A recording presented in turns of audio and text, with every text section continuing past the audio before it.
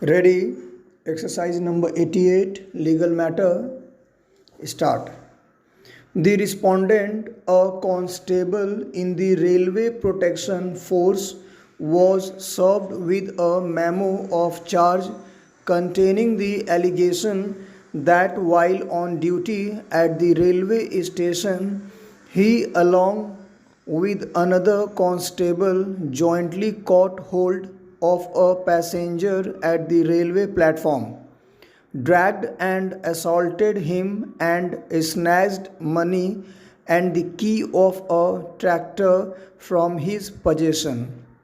The inquiry officer held the respondent guilty, and the disciplinary authority, agreeing with the same, inflicted upon him the punishment of removal from service.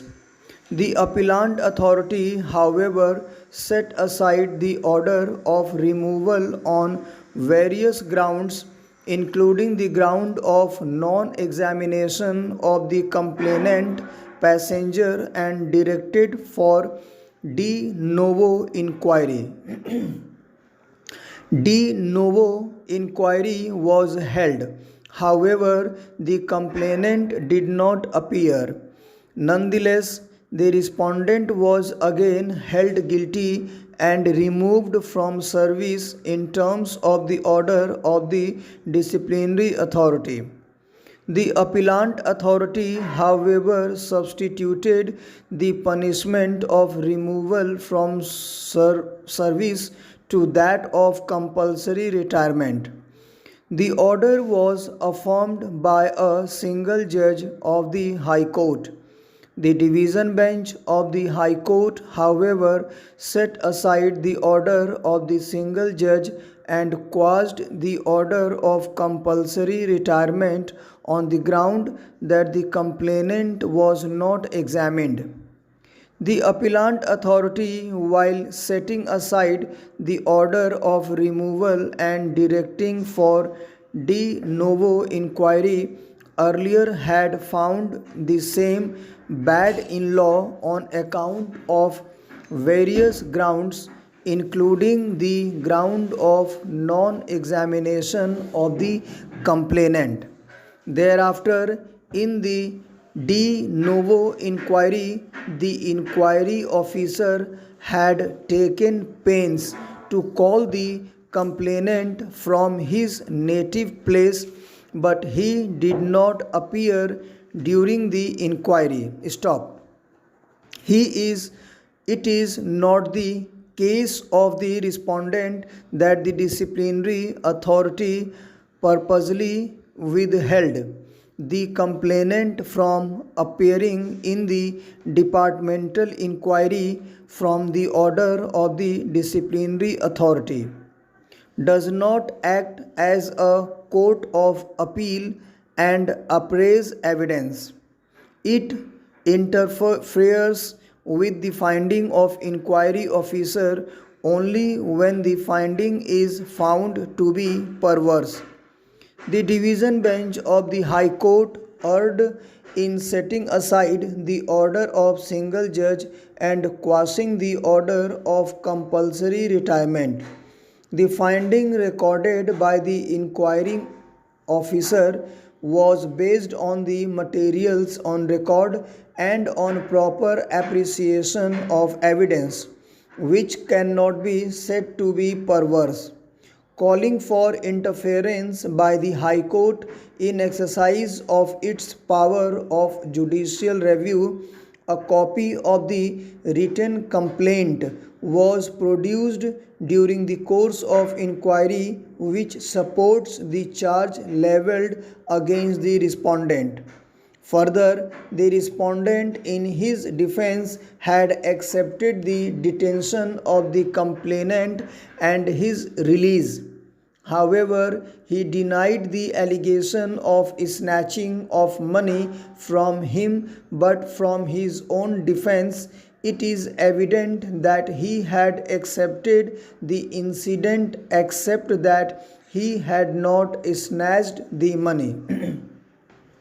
On the basis of the materials on record, the inquiry officer held the respondent guilty, with which the disciplinary authority as also the appellate authority agreed.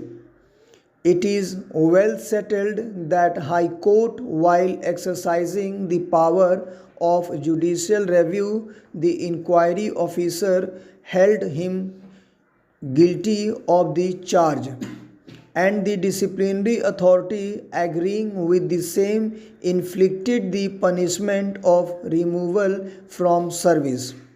The writ petitioner preferred appeal, and the appellate authority allowed the appeal, set aside the order of removal, and directed for de novo inquiry, and while doing so observed as follows, quote, double inverted comma, however, I find that there were some gross irregularities in the course of the proceeding inquiry. First, from the very beginning of the proceeding, the delinquent should have been given the option to engage a friend for defending his case, and thereafter, in presence of his friend, the inquiry should be started. Secondly, the complainant was not examined during the course of proceeding inquiry. Thirdly, the complainant's story of delivery of a tractor at Burdwan and boarding a train from Asansol after that required further examination by EO and cross-examination by the delinquent. Thereafter, a de novo inquiry was held, in which the writ petitioner was allowed to engage a friend. However, Harish Chandra Ram, the victim, was not examined. Nonetheless, the inquiry officer held the writ petitioner guilty of the charge. A copy of the inquiry report was made available to the writ petitioner, and he submitted his reply. The disciplinary authority considered the report of inquiry officer and reply of the writ petitioner, and passed the order of removal from service.